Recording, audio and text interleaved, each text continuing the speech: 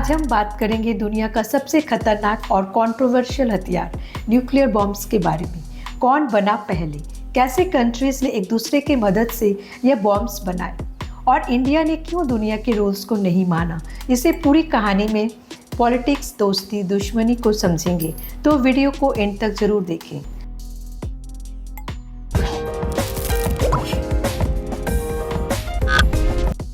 America ने सबसे पहले बनाया न्यूक्लियर बॉम्ब। सब कुछ शुरू हुआ वर्ल्ड वॉर 2 के दौरान, जब अमेरिका ने एक सीक्रेट मिशन शुरू किया जिसका नाम था मैनहट्टन प्रोजेक्ट। इसका गोल था एक ऐसा वेपन बनाना जो एनिमी नेशन को एक ही बार में ख़त्म कर दे। और 1945 में अमेरिका ने हिरोशिमा और नागासाकी पर एटॉमिक बॉम्ब गिरा दिया। यह था दुनिया का पहला रियल न्यूक्लियर अटैक। अमेरिका दुनिया का पहला देश बना जिसके पास न्यूक्लियर पावर थी और उनका कहना था कि ये वॉर ख़त्म करने के लिए ज़रूरी था। लेकिन दुनिया के लिए यह एक डर का सिग्नल था। अगर यह पावर किसी गलत हाथ में चली गई तो सब कुछ बर्बाद हो सकता है। रशिया ने भी बनाया अपना बॉम्ब और रेस शुरू हो गई। जब सोवियत यूनियन, आज का रशिया, ने देखा कि अमेरिका के पास इतना डेंजरस पावर है, उन्होंने भी अपना न्यूक्लियर प्रोग्राम शुरू कर दिया। 1949 में उन्होंने भी पहला न्यूक्लियर बॉम्ब टेस्ट किया। बस फिर क्या था, न्यूक्लियर वेपन्स की रेस स्टार्ट हो गई। अमेरिका और रशिया एक दूसरे से कम्पीट करने लगे कि कौन ज़्यादा पावरफुल बॉम्ब बना सकता है। यूके और फ्रांस भी नहीं पीछे रहे। इस दौर को देखते हुए यूनाइटेड किंगडम ने भी डिसाइड किया कि वो किसी के ऊपर डिपेंडेंट नहीं रहेंगे। 1952 में यूके ने अपना पहला न्यूक्लियर टेस्ट किया। इसके कुछ ही साल बाद फ्रांस ने भी 1960 में अपना एटॉमिक बॉम्ब टेस्ट किया। इनका कहना था कि अगर वर्ल्ड पावर बनने का सपना देखते हो तो न्यूक्लियर बॉम्ब एक तरह से ज़रूरी है। फ्रांस का मकसद था अपनी मिलिट्री इंडिपेंडेंस बनाना और अपने आप को सिक्योर फील करना। चाइना का एंट्री और एटॉमिक पावर बनना। जब बाकी सुपर पावर जैसे अमेरिका, रशिया, यूके और फ्रांस अपने न्यूक्लियर वेपन्स बना रहे थे, तब चाइना ने भी डिसाइड किया कि उसे भी ग्लोबल पावर बनने के लिए अपना बॉम्ब चाहिए। 1964 में चाइना ने अपना पहला न्यूक्लियर टेस्ट सक्सेसफुली किया। उन्होंने ओपनली अनाउंस किया कि यह सिर्फ सेल्फ डिफेंस के लिए है, लेकिन उनका मैसेज क्लियर था।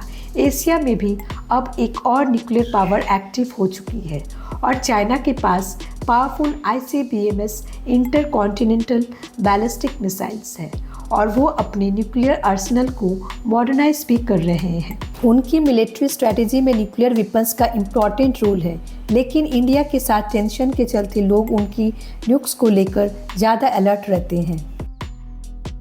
न्यूक्लियर वेपन्स के बाद बनाई गई एक ट्रीटी। जब न्यूक्लियर वेपन्स बनाने के ये दौर ज़्यादा इंटेंस हो गया, तब यूनाइटेड नेशन ने एक स्टेप लिया। 1968 में एक एग्रीमेंट बनाया गया, nuclear non proliferation treaty NPT। इसका मतलब था कि जिनके पास न्यूक्लियर बॉम्ब्स हैं वो रख सकते हैं, लेकिन नए देश अगर बनाना चाहें तो उनको मना किया गया। ये treaty USA, Russia, UK, France और चाइना ने साइन की। बाकी कंट्रीज़ को रोका गया। इंडिया ने इस ट्रीटी को क्यों रिजेक्ट किया? लेकिन इंडिया ने कह दिया, नहीं, हम इस अनफेयर सिस्टम का हिस्सा नहीं बनेंगे।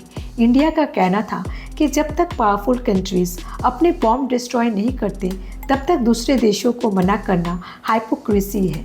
इसलिए 1974 में इंडिया ने स्माइलिंग बुड्ढा ऑपरेशन के नाम से अपना पहला न्यूक्लियर टेस्ट किया। दुनिया को बता दिया कि हम किसी से कम नहीं।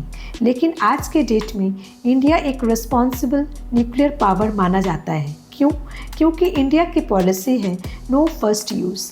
इसका मतलब है कि इंडिया कभी किसी पर पहले न्यूक्लियर अटैक नहीं करेगा, लेकिन अगर किसी ने इंडिया पर किया तो इंडिया भी जवाब देगा, वो भी फुल फोर्स के साथ। इसी वजह से इंडिया कभी किसी कंट्री को धमकी नहीं देता, अनलाइक कुछ नेबर्स जो हर दूसरे दिन थ्रेटन करते हैं।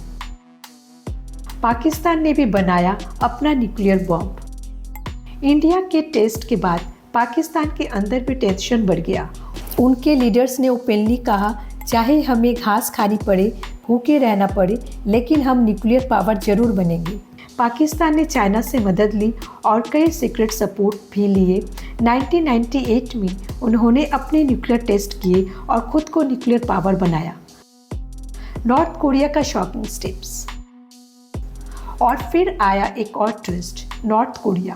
पहले तो ये कंट्री एनपीटी के मेंबर था, लेकिन 2003 में उन्होंने ट्रीटी से अलग होने का डिसीजन लिया। उनका कहना था कि यूएसए उनकी डिक्टेटरशिप गवर्नमेंट के अगेंस्ट है। उन्हें लगने लगा कि सर्वाइवल के लिए उनके पास न्यूक्लियर वेपन्स होना जरूरी है। रशिया की मदद से नॉर्थ कोरिया ने भी अपने न्यूक्लियर बॉम्ब्स डेवलप किए और टेस्ट किया और दुनिया फिर से शॉक में आ गई। इजराइल, सबसे मिस्टीरियस न्यूक्लियर पावर। एक और देश है जिसके बारे में दुनिया में सबको शक है, लेकिन उन्होंने कभी ऑफिशियली एक्सेप्ट नहीं किया।